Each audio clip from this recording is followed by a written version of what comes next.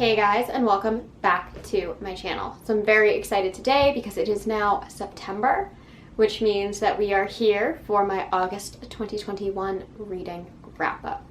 I will say that I thought this was a very, very good month. I'm very, very pleased with all of the books that I read this month. However, because I did go on a couple trips, I went down to visit my parents down in DC, and if you've seen a bunch of my videos, recently, you know that I went over to the Stanley Hotel in Colorado and did some hiking out in Estes Park, as well as a staycation here in New York City. So I traveled a bunch, did a lot of things, and then worked a lot. So I was only able to get through 4 novels this month, which is a little bit of a bummer because I was really hoping to at least hit 5 novels every single month for the year of 2021. I've had a few where I've gotten to 7. Would really like to make it to 8 one of these months, but right now I am only going to be talking about 4 books, but luckily they were all books that I really, really enjoyed, so very happy about that. The other thing I want to say is, oddly enough, a lot of these ended up being crime thrillers. That was not my intention. I just kind of grabbed the books that I gravitated towards the most, and they ended up being more on the thriller story and a little less on the horror, but of course there are some real horror stories in thriller and crime, so there's that as well. But lucky for me, I do have 2 4-star reads and 2 5-star reads this month. I'm so thrilled that I'm going to have that I have multiple 5-star reads on probably the smallest amount of books that I read all year. So very, very pumped to talk about that, but let me stop rambling and let's dive right on in. So first up, I read The Jigsaw Man by Nadine Matheson. I do have an entire video review on this book.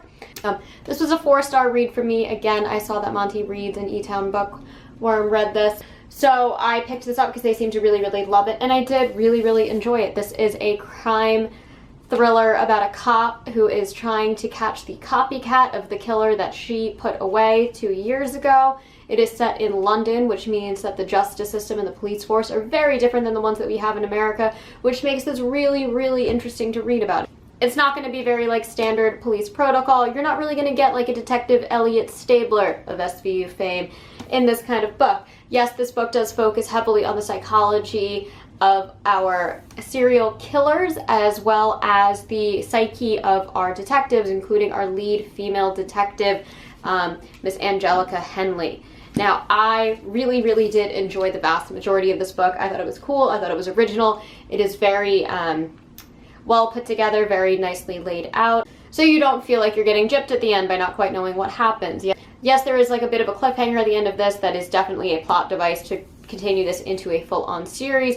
Don't know if I would read a series that continues about this because I did not find Detective Angelica Henley that likable of a person. I actually don't think I found anybody in this novel very likable, but it was very, very interesting to read. I know I said this in my my full review on this, but this is kind of like the Walmart version of Silence of the Lambs. Except the Jigsaw Man is absolutely not any kind of Hannibal Lecter, so that sucks for him, but I guess doesn't suck for his, the cops trying to catch him, right?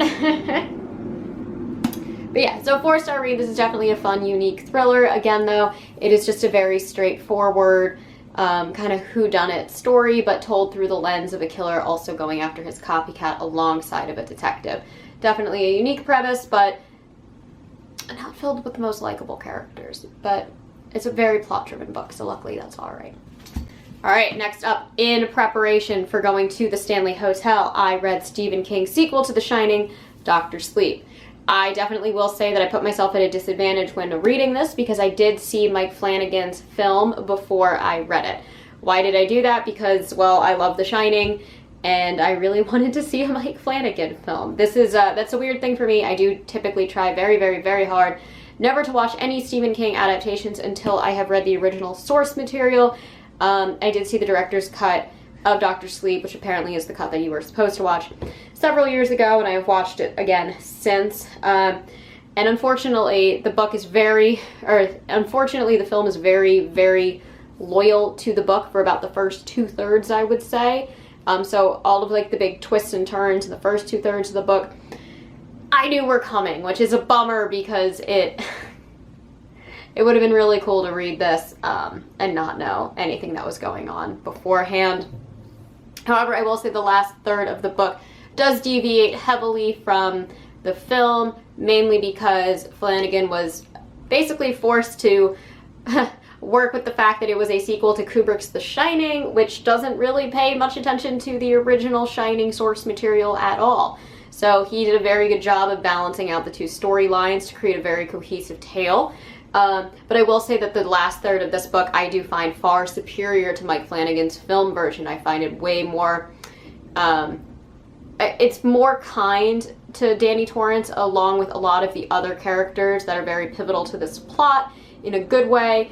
And I found it to be, I guess, darker in a sense too. Granted, over the overall tone of the ending of Flanagan's film is very, very dark. But I do think that there's some elements in this novel that are much, much darker than the film adaptation. I do think I prefer this a lot more to the film adaptation. I really, really enjoyed this book. Again, though, it was a 4-star read for me solely because I knew the vast majority of the plot going into it, and that is no one's fault but my own.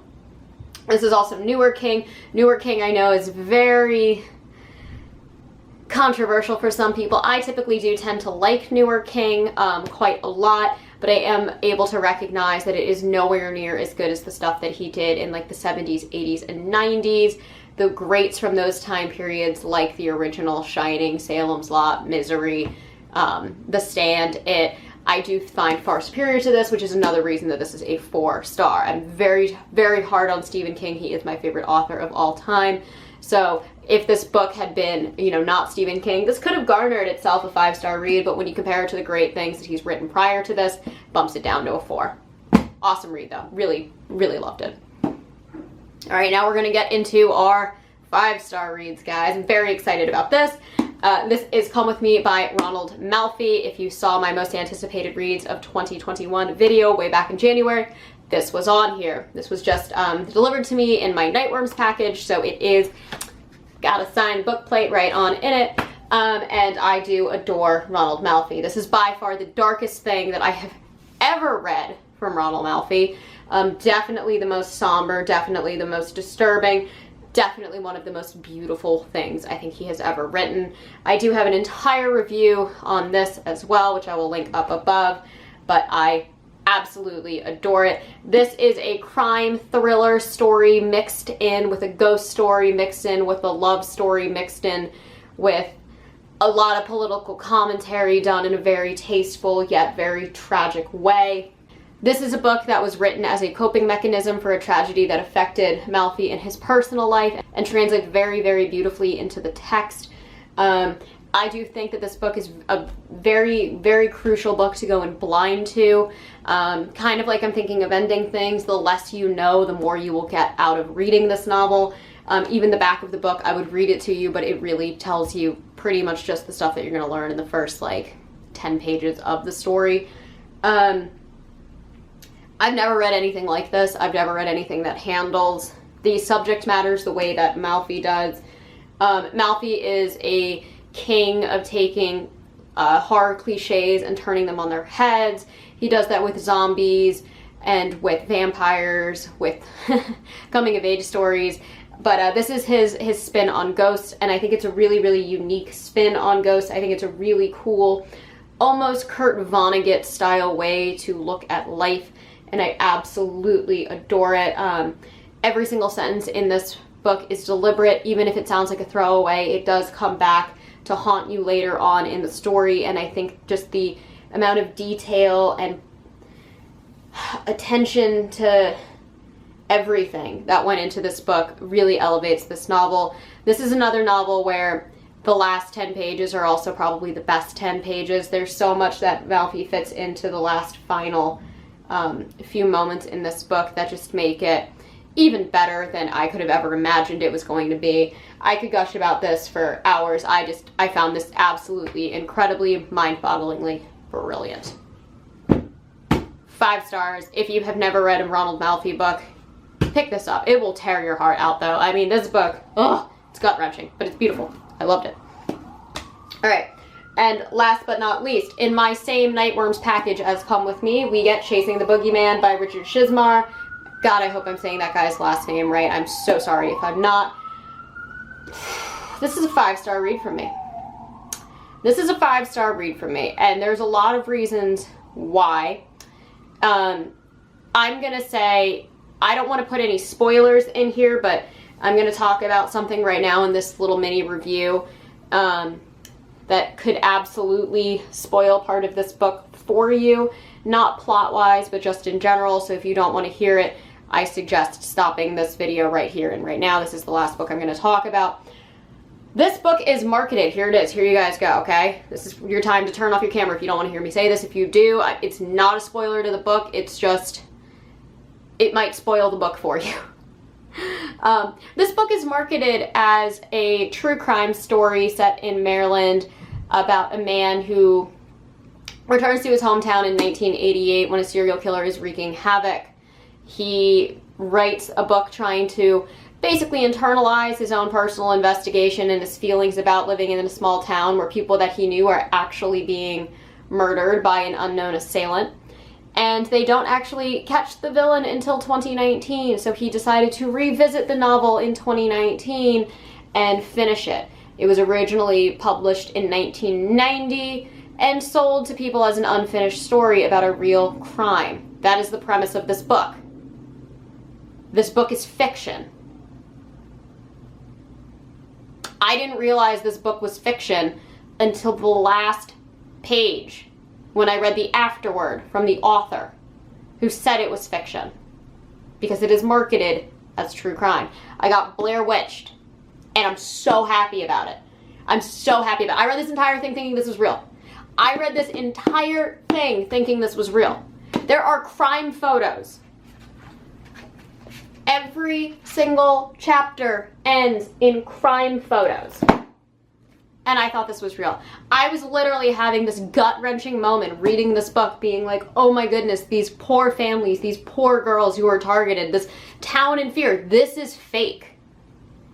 This is how good this book is. This book is so good that I read the entire thing thinking it was real, and this is fake. I'm going to be doing an entire review on this where I really break a lot of this down. This will be coming up very, very shortly. I'm probably going to film it either today or tomorrow. Because I really need to talk about this book. This book is absolutely incredible. I highly, highly, highly recommend it. I was just absolutely floored, absolutely blown away. I can't speak highly enough about the emotional roller coaster I went on reading this book. It feels like such a well-told true crime story. Looking back, knowing that it is fiction, I can kind of pick up on where I probably should have clued into the fact that it is fiction, but the fact that it straight up blindsided Blair Witched me, immediate 5 stars. Immediate 5 stars. Not even to talk about like the story itself, because the ending, not the this is fiction reveal, but like the ending of this actual case, beautiful. I believed it.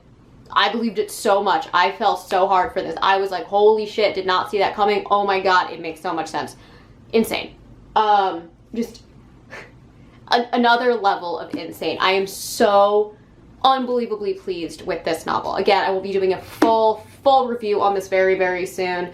I will talk about spoilers in my review. Be warned, so y'all know, but read this. Definitely check this out. Oh my god, it just, this book messed with my mind in ways I was not expecting it to. Anyways, those are my 4 books for this month. I'm so pleased with all of them. They just kept getting consistently better and better and better as the month went on. Very, very thrilled with my 5-star reads, especially since they are both brand new releases. I thought they were absolutely fabulous. I highly recommend you guys checking them out. I do not think you will be disappointed in them at all.